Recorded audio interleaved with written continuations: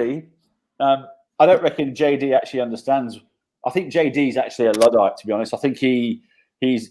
You remember that word, that term Luddite that I used from Nottingham? When in Nottingham we're very famous for lace, and in Nottingham we had these lace factories. People would make them by hand, and then all of a sudden they were going to bring in technology to make the lace automatic, and the people refused the change. They didn't want to go for that change.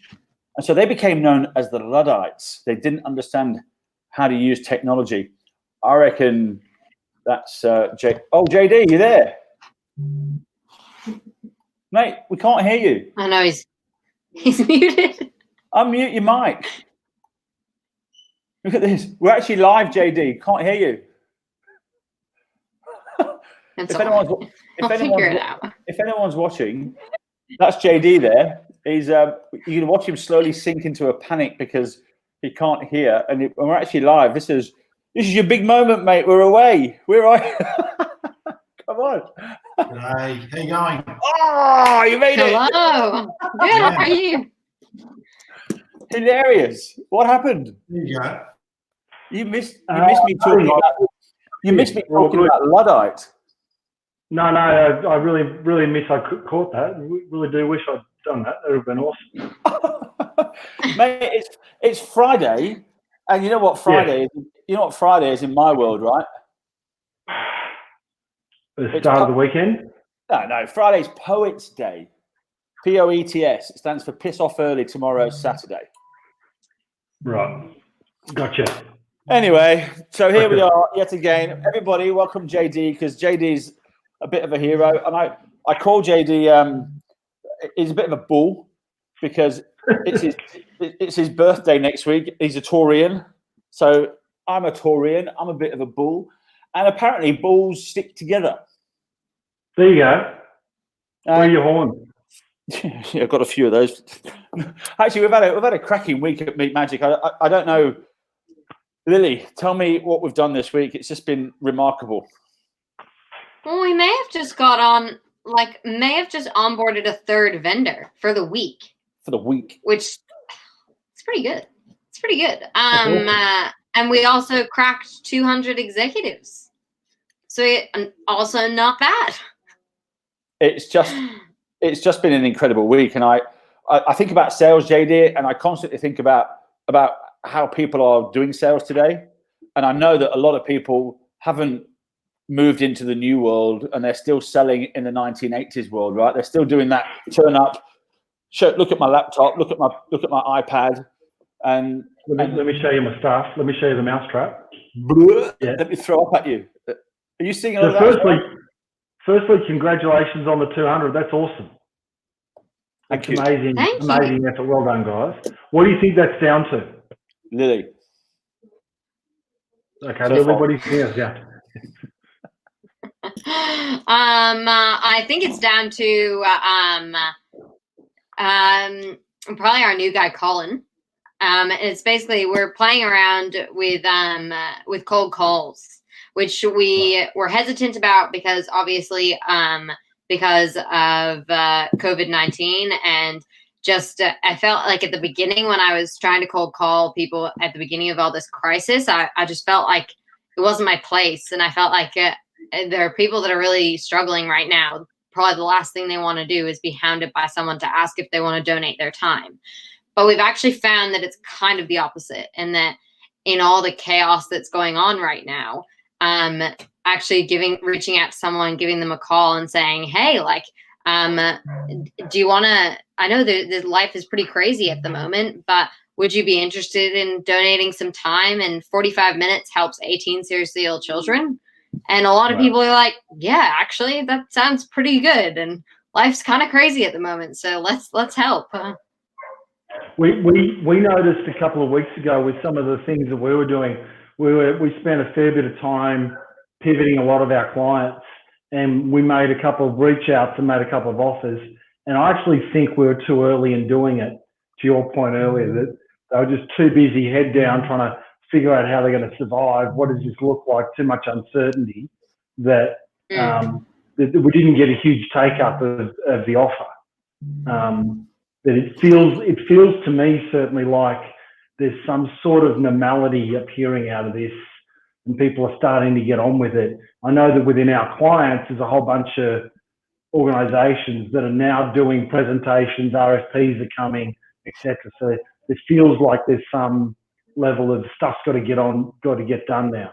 Yeah, so exactly. Let's introduce you properly, JD, because you are proper. Actually, you should probably do that yourself, because you've got how many years of experience in sales, and you're now helping companies that have revenue between 2 million and 20 million on how to make sure that their sales keep moving forward, right? Which is right now, and forgive me here, but we've had 3 sales this week, so we're moving forward. That's growth, and if you're not doing that, your business is not growing, and it's gonna be in trouble now. So what are you seeing? Introduce yourself. Let everyone know what you do.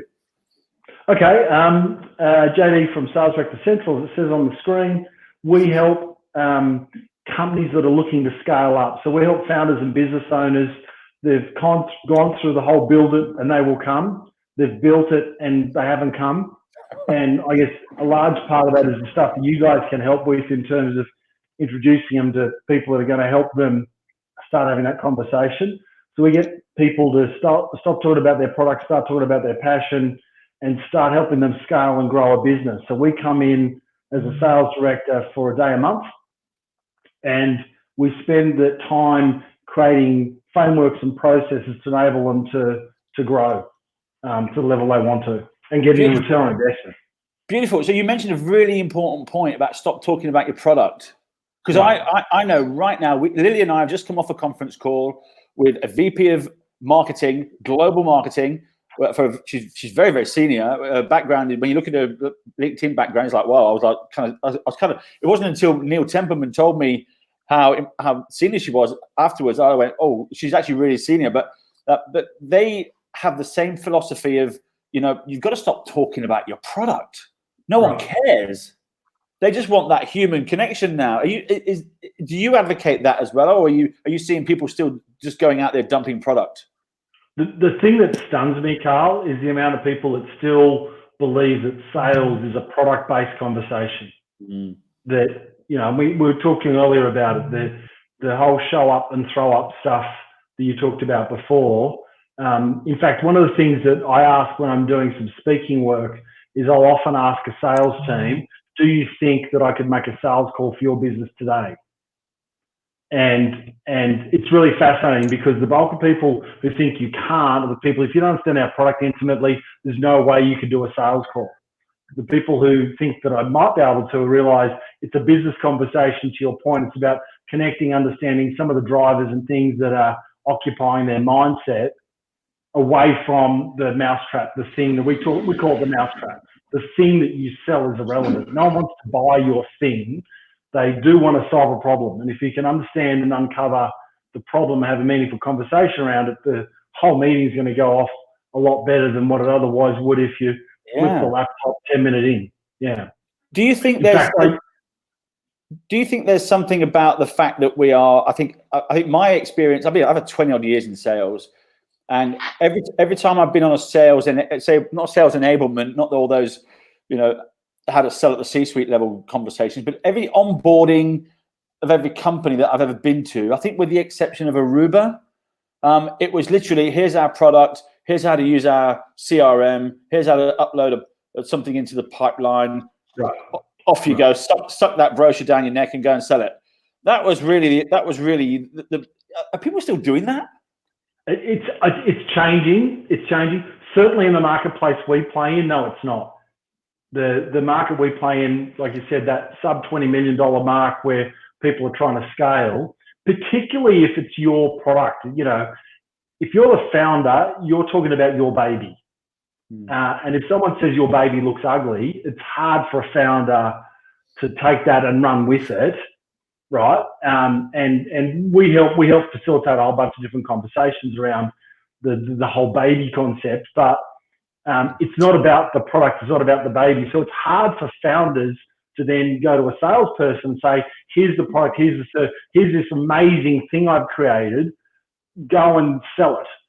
And, one of the things that we talk about at Sales Director Central is that for the bulk of people, They hire someone and leave them to fail in the sales sense. There's no process, there's no discipline, and they train them, to your point, on an induction program. Wouldn't it be cool if an induction program was, here are 20 customers, go and spend as much time as you possibly can with all of them, find out all the things that they do, and then come back and start talking to us about how you're going to approach the market. Wouldn't that be an awesome mechanism? We were speaking about this earlier, and I can't help but think, Lily, imagine this, right? So this is Lily's first big girl job. We keep talking about this every time we have a meeting.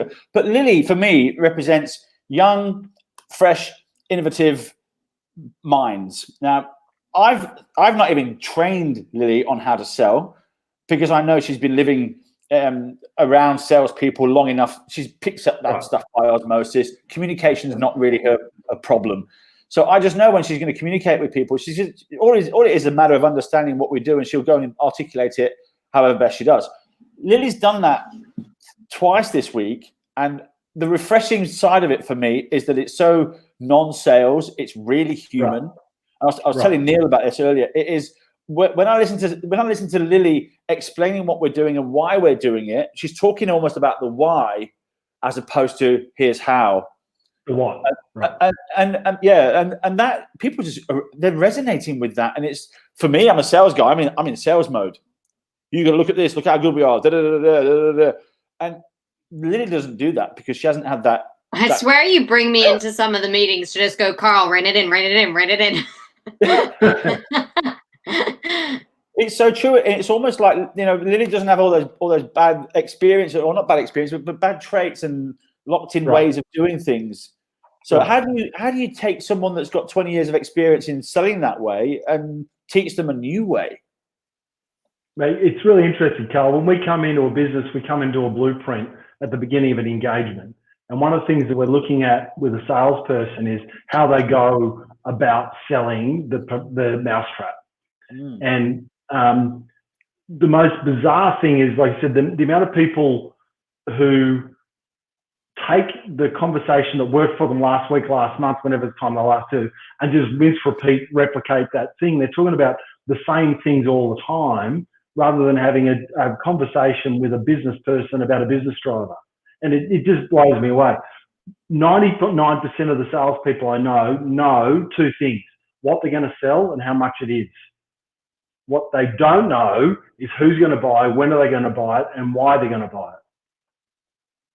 And if you could just flip that conversation from, here's my mousetrap, do you like it? Don't you like the screen? I haven't finished with my 75 slides yet. You flip that into understanding the business and the drivers and the stuff we're talking about in induction. That's going to dramatically change the conversations, the flow, and the information you get. Yeah, and I'd imagine, you talk about being able to go and sit with one of your customers for the first 30 days as an induction. You would understand. Tell us what your budget cycles look like. Tell us what led to that purchase of that technology, or tell us what the business case looked like. How did you get the business case built up? That is way more of an induction than having. We do, when I'm lucky enough to get a speaking gig, one of the things I do is I interview customers on my client's behalf. So I get C-suite executives to come in and we'll talk to them for an hour about some of the stuff that they do. And the questions you asked already are exactly what we ask. Are you involved in the budgeting process? What does that look like for you? How do you decide between competing projects? If you're going to market looking for a brand new product, what do? Do you go to Gartner? Do you go to your network? What does a trusted advisor look like? So we're asking people all the questions that they want to know about executives, and they're kind of scared to ask. Two things happen. One is that we get a whole bunch of information about the way executives think and make decisions. And the second thing is they realize how easy it was to have those conversations. So it's two significant drivers. But I'm going to challenge anyone who's listening to this right now, in your next sales meeting, just interview a customer. So easy. Just get a customer to get on the call, 15 minutes, and just ask them about the stuff that's going on in their life. How do they decide between like I said, competing products? When the boss comes and tells them to do this with a budget, how do you manage that? How do you manage your staff? What's that process look like? Yeah. So much insight. So much insight. Yeah, and it's real as well. We talk about this a lot about invoking the prefrontal cortex, because Right. it's that prefrontal cortex part which is problem solving. And if you go in there and pitch product, you're basically invoking that fight or flight part of the brain that just shuts down, and people just don't want to help because they're being sold to. So I think by asking questions like that, you're more able to elicit that the helping part of the brain, which means the exec wants to help. He needs help. You're basically going to find out, all the things that you need to do that addresses his problems or her problems. Yeah, I mean, completely. What's the worst thing you've seen in the sales world? Because I tell you what, I've seen some crazy stuff. What's the worst thing you've seen? I think the worst thing I've done. Can we go to the worst thing I've done first, rather than the worst thing I've seen? Yeah, the worst thing I'd done was I was at Komatsu's reception, and I was maybe 2 or 3 months into a job in an ERP firm, and we're talking to Komatsu about we've got a prospect meeting with them, and I asked the receptionist for an org chart, and she didn't give it to me. We eventually waited the 10 minutes, got into the meeting, and the CIO, because there was 2 or 3 of us from that particular company, he said, "Who was it that asked the org chart?" And I thought, oh yeah, that's not good. I just said nothing. He said again, "Who was it that asked for the org chart?" And I said, "Me." Anyway, long story short, a month later, I was taken off that opportunity. So don't do that. Don't go and ask for org charts. Do you know? I think Lily's had a first sales experience this week and closed a deal, and it's a first deal, and you will never. And I know, right? And we sent her a bottle of champagne last night too, JD. Good That's tip. amazing. Well done. But I just know she'll never ever forget that experience. I remember my first sales experience was I got a job with Macquarie Corporate back in the day, 1998, and I was on the phone selling. And I asked David Tudorhope to let me go out and do some real big boy sales, and he wouldn't let me. So I quit and I went to work with Richard Vincent at World Exchange, big old telco back in the day. And Richard Vincent, as an onboarding exercise, he goes, "Here you go, Carl. We've lost this customer. It's called Owens Transport, based in Mascot." He said, "We've lost this customer. Go and get it back for us." And I felt like a backpacker. I've got holes in my shoes. I'm a complete mess. And so I literally got in a taxi, went straight down to Owens Transport, walked up to the reception, and I had no idea what I was doing. Right? We're talking about just being naive about a sale. Yeah. I walked straight up to the reception, and I said, "I'm here to see the boss." And they go, "Who are you?" I said, "I'm from Richard Vincent sent me. My boss sent me to come and see your boss." And so all of a sudden, the door from behind opened. He goes, "Who's looking for me?" And I said, "My boss sent me." It was the managing director. I think his name was John Owen or something like that. He pulled me into the office. He said, "What do you want?" I said, "Look," I said, "my boss is my first job." I said, "My boss sent me down here to come and get your business back and wants to know what do I need to do to get it back." And he sat back in his chair and he says, "What?" I said, "Just name the price. What do we need to do to get your business back?" And he said, "Look, if you can get me 30% off what I'm currently paying, I'll come back." And I went back to Richard and said, "Can we do this?" I got on the phone with Richard and said, "Can we do this?" And he said, "Yeah." And he signed the order in that time, at that moment while I was there. And I walked back to the office and they were all applauding. Nice. You couldn't do that today, but you never forget those experiences, right? I was completely naive. I mean, you wouldn't dare do that today, but that was just the experience of being, I guess, natural. And I think you got that, Lily, right now. It's all natural and there's no gray areas in there. The only reason I got that sale was because someone didn't show up to the meeting. I had to do it myself.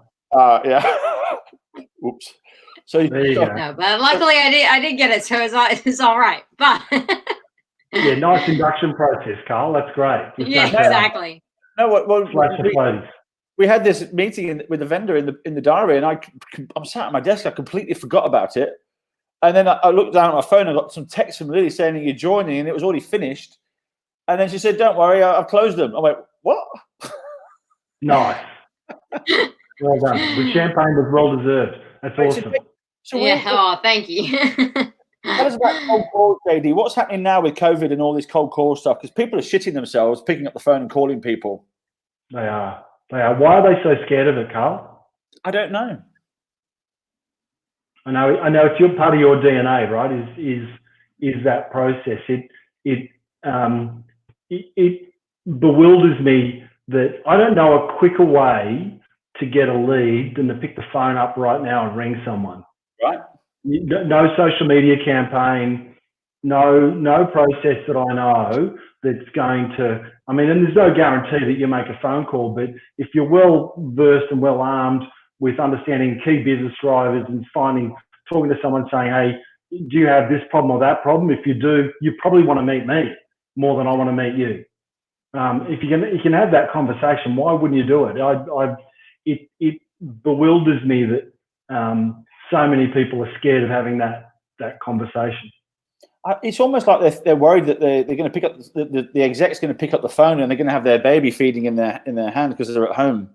Yeah, I think there's a lot of anxiety around that, and we're seeing some of our customers coming to us saying they feel awkward about making cold calls when people are actually at home.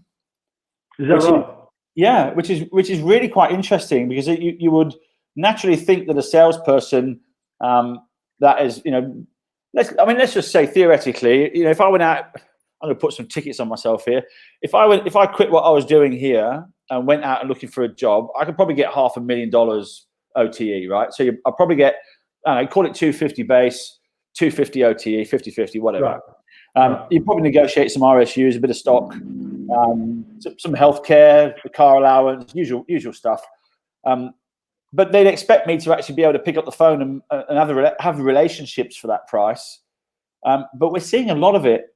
It's those relationships typically don't extend more than one or two executives. They might have one CIO that they've constantly got their go-to CIO that they can buy from, but they don't have 5 or 6. Right.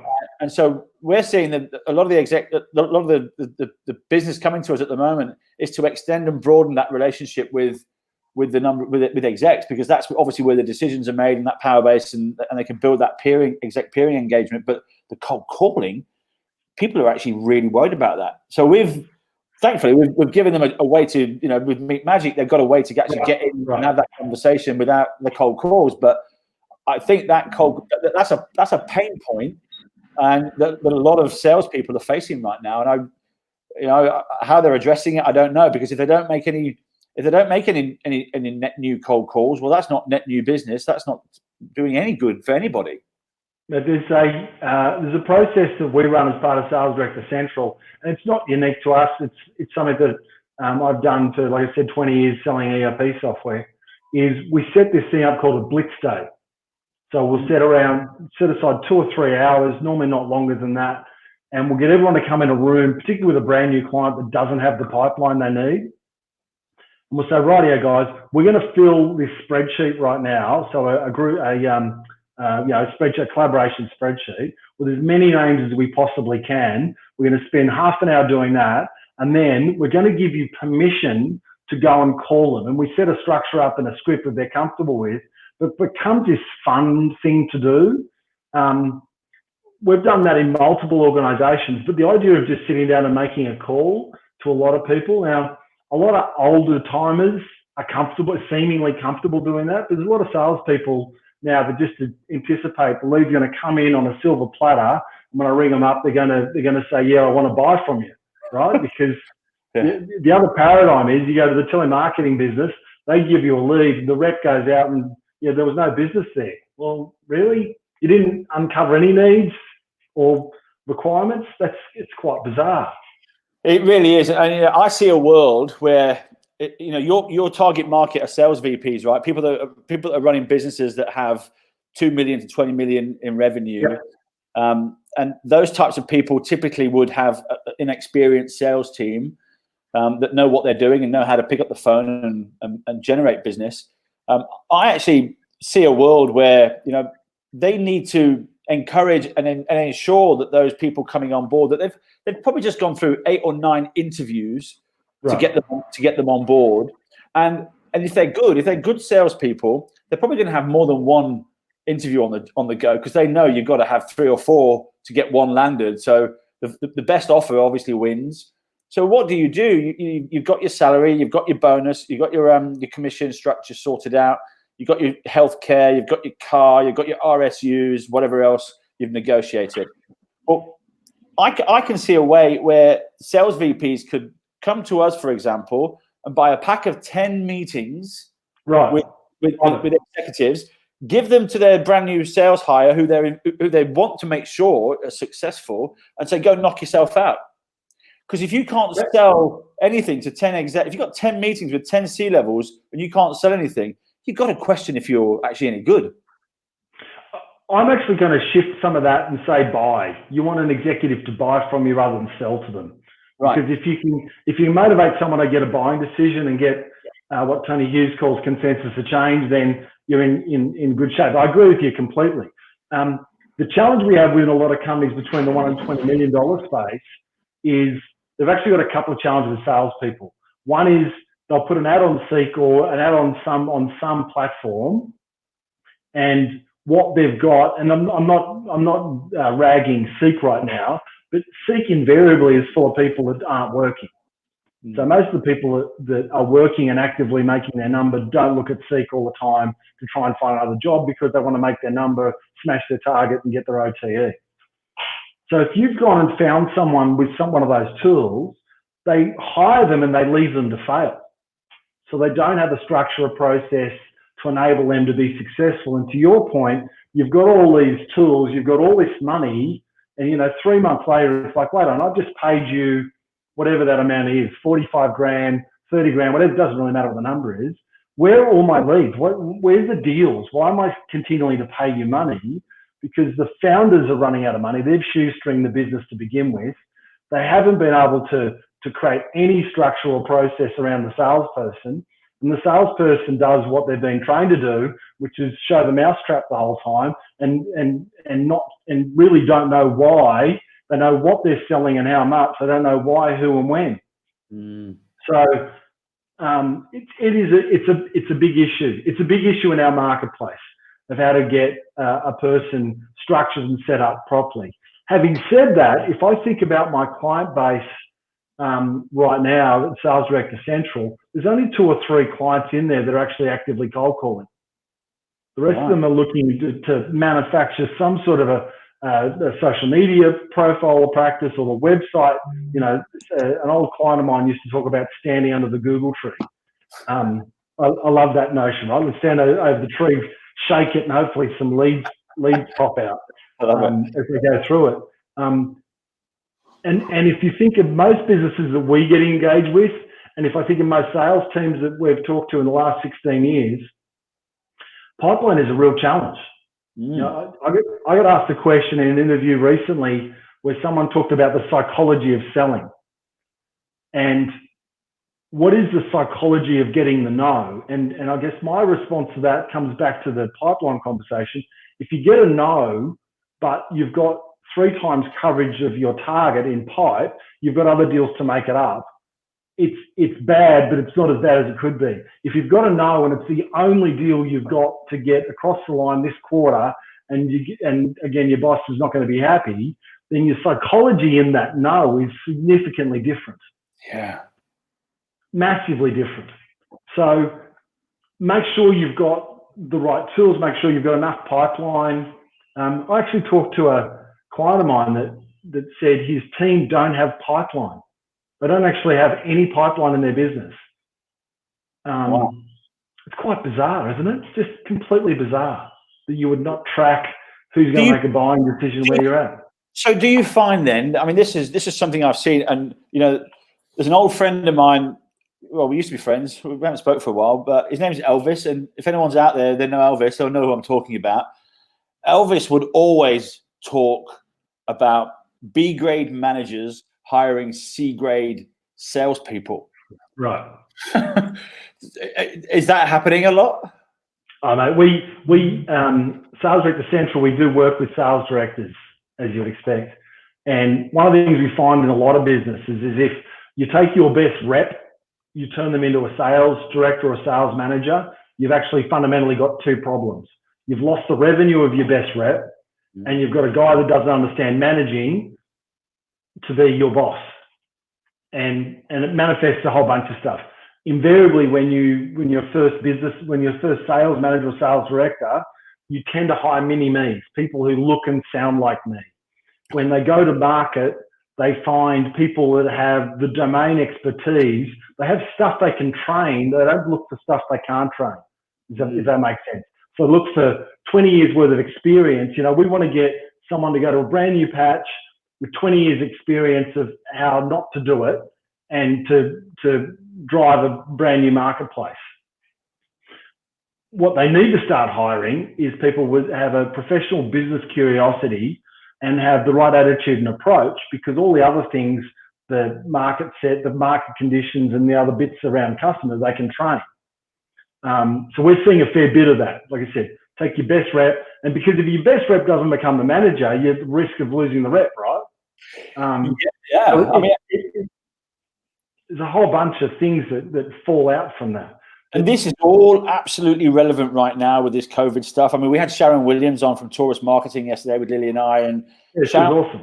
Yeah, she's amazing, and she was talking about being prepared. And there are some companies that don't have the money to be prepared right now. So right. if you're a business and you don't have the money to invest in a JD to come and help you sort your stuff out, what do you do? Yeah, it's a great question. What we're suggesting, and I've done a couple of posts on this, is get close to your customers and understand about your customers' customers. Clearly, if your customer base is selling to the retail marketplace, you're probably not in good shape right now. If you're selling to the entertainment, there's industries, pardon me, that aren't doing well, but find out about the people that when they are ready to make a buying decision, that you've spent the next 6 weeks positioning something, giving them some thinking, becoming a subject matter expert in that marketplace, so that when they are ready and confidence comes back in, that you're in a good place for them to buy, if you've got that luxury and latitude. And Carl, I know a bunch of people that are currently out of work but shouldn't be, and it's a very sad environment to be in. But even they have got processes they can put in place to drive that. But we're recommending understand the customer better as well as you can. But what does a customer's customer look like? Because if you can help them win their next customer, again, you're going to be in really good shape to help, a longer term relationship. That's really powerful. We could talk about sales all day long here, because ultimately I'm in Grant Cardone's camp. You're either selling or you're being sold to. You're always selling, whether you're selling to your boyfriend, your husband, your wife, your girlfriend, whatever. I'm always selling to my dog to get off his ass and come for a walk, because he just doesn't want. He's too old. He doesn't want to sometimes.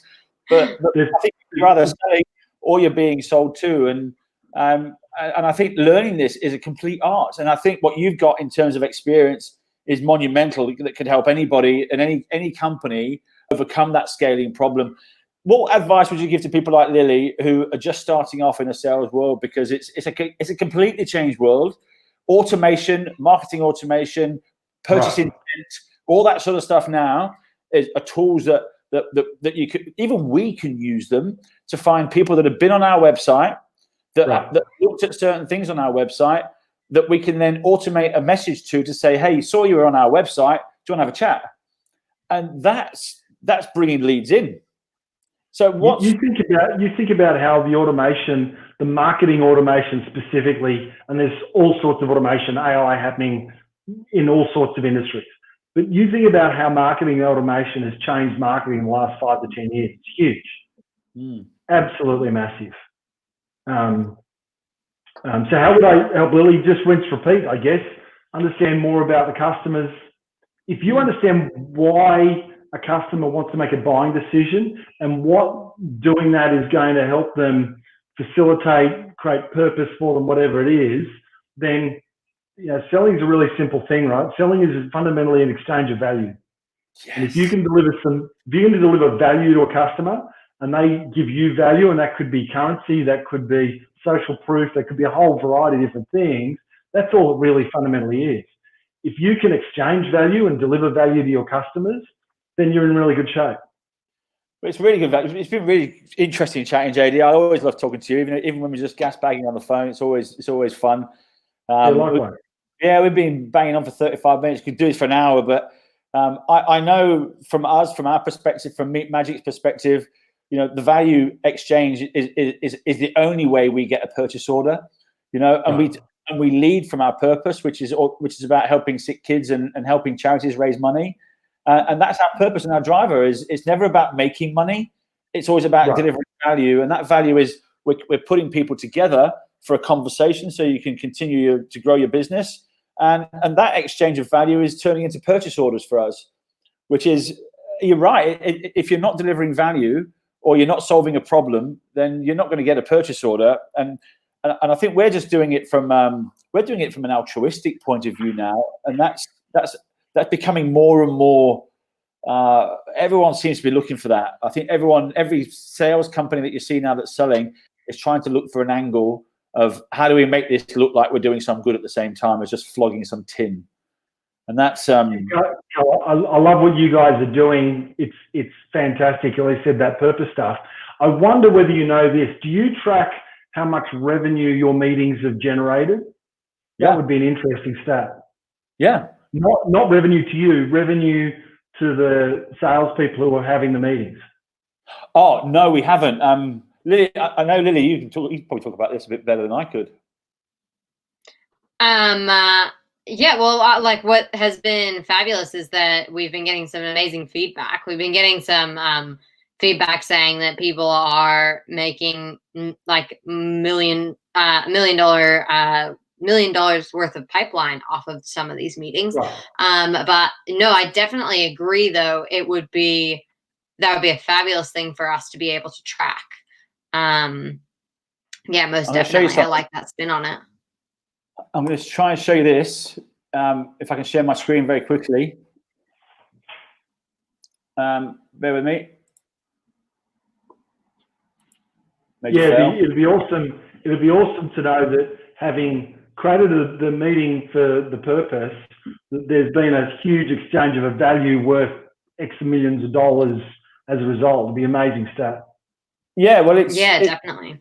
It's almost getting to that point. I wanted to try and share with you this screen that let me try that again. What I was doing before, I was going to show you before. Share screen. That one. While you're doing that, I did just share a brief story with you. One of the people I've done some work with, we're talking about how many people that she's influenced. She creates success culture for corporates. So corporates that require better culture processes she enables. And we're talking about how many people that she's influenced over the period of time that she's had. And one of the things she said is, I've worked with, I can't remember the number, 50 clients, 80 clients, I can't remember exactly what the number was. But when we started drilling into it, we realized that she's influenced well over 1 million people. Wow. It's a big number, right? How many people have we influenced ultimately via this good purpose? Yeah. There's a great question here from Dan, who's got a question for you. He said, are your cold calls made with a view to set up an appointment, or do you try to engage a conversation on the phone? I find there are a lot of calls to business from people trying to sell their product as better, faster, cheaper, etc. And why it's so good without finding out about any problems that the business is facing. So what are you finding? Are you finding the cold calls are made with a view to set up an appointment or to try and engage in a conversation? The first thing, we don't call them cold calls. We call it value prospecting, because that's what we're doing, having that exchange of value. The second thing is we need to be really super clear on a value prospecting call, what the objective is. And the objective for the call is to get a meeting. So having a lovely conversation. In fact, we often say that if you get a meeting, stop talking, because all you could do is stuff the meeting up. And if your objective was to get the meeting in the first place, then continuing the conversation, continuing to find stuff out is only going to end up potentially in one place, which is not where you want it to be. Got it. Great question, though. Thanks, Dan. I couldn't quite see on my screen who it was. I wonder if there's someone I know. I ballsed up that sharing thing. I'll just give up. No, you're all over this technology. You thought I had a problem with getting the mute going off, mate. You're doing a really good job. I'm a complete Luddite in this space, but I wanted to show you the feedback that we're getting from these meetings. Right. which was, from an executive perspective, we asked them 5 questions whether or not the meetings were actually valuable, and 83% of them say that there's opportunity for future collaboration. That's amazing. So the fact is that's turning into pipeline. Actually, the salespeople from the vendors are more bullish. They're saying 93% of the meetings have the opportunity to move into the next phase. Anyway, it'd be interesting to see the 7% that didn't, about where that fell down. They're shit. Simple. Yeah, they're talking about mousetraps. I already know the answer. Stop talking about your mousetrap, everyone. Stop talking about your mousetrap. No one cares what sort of cheese you put on your mousetrap. No one cares. JD, you're a legend. Been great talking with you. Thanks, you so much. Pleasure, and well done again on the well-earned champagne. That sounds great. Thank you. I hope Lily just opens that bottle up on the weekend and just has a great time. Mate, and I've already opened the bottle. Oh, the bottle's dead. What are you talking about? That was yesterday. It's gone. How funny. Guys, have a cracking weekend. Cheers, have guys. a great weekend. Thanks. Thank you so much, JD. It was lovely talking to you. Meeting for good. Keep it going, guys. Keep it going. Yeah, I love it. See you Will soon. do. Thank you. Bye. Cheers. So good.